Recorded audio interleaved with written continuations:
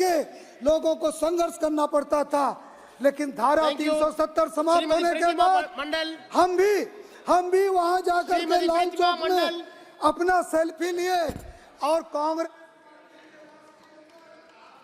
राहुल गांधी जी भी जब भारत जोड़ो यात्रा में गए थे वो भी सेल्फी लिए। Thank you, sir. रुकिए। I rise to speak on the motion of thanks on the presidential address. Madam President made her comments immediately over the issue of mock parliament performed by the suspended opposition members from both the houses. When we were suspended because of our demand from the Honorable Home Minister to give his statement regarding the safety and security issue of the Parliament House. But Madam President chose to remain silent. This is first time in the Indian history that 146 opposition members were suspended, and the present government has passed several important bills without any discussion. This is a huge threat to our democracy. But I am surprised by the shocking silence maintained by our Honorable President over the heinous crime committed against 2 tribal women in Manipur. The situation of Manipur is still unstable even after 8 months of the incidents. It is astonishing that there is no mention about Manipur issue in her speech.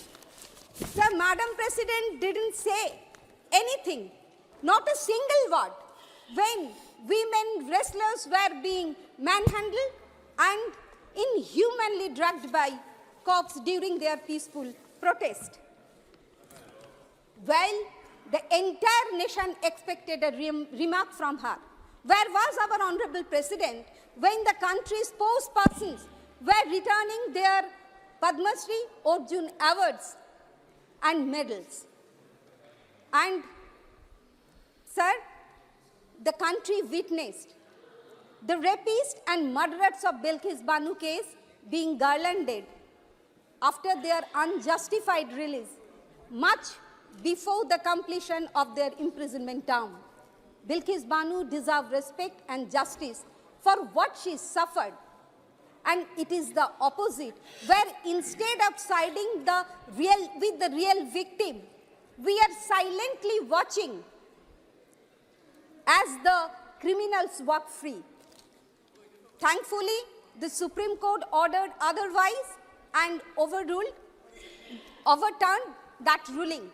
But being a constitutional head, a woman and a mother, Madam President, don't you think that you should have raised your voice for what is right and just? And other critical issues of national importance, like rising unemployment and inflation, Madam President continues to remain silent. Madam President mentioned about women empowerment, but I would like to mention here that country's one and only woman Chief Minister, our Chief Minister Mamata Banerjee, made sure 1/3 reserved seat for women in West Bengal State Legislative Assembly and 50% reserved seat for women in Panchayat level.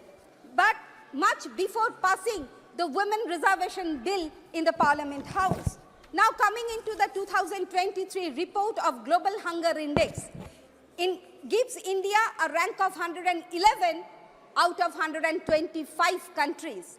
So this indicates an alarming level of hunger severity in the country that has been boosted by high GDP growth for past years. Additionally, the 2023 report of the NCRB, which was released very recently, shows crimes against scheduled caste went up 30% and against scheduled tribe by 14.3%. Reserved seats meant for scheduled caste and scheduled tribe are lying vacant in different government institutions and departments, and appropriate actions are not being taken for. Madam, please conclude. To fill up these vacant posts. Such child rape case also witnessed a staggering 90% increase from 2016 to 2022 as per analysis of NCRB data conducted by Child Rights NGO.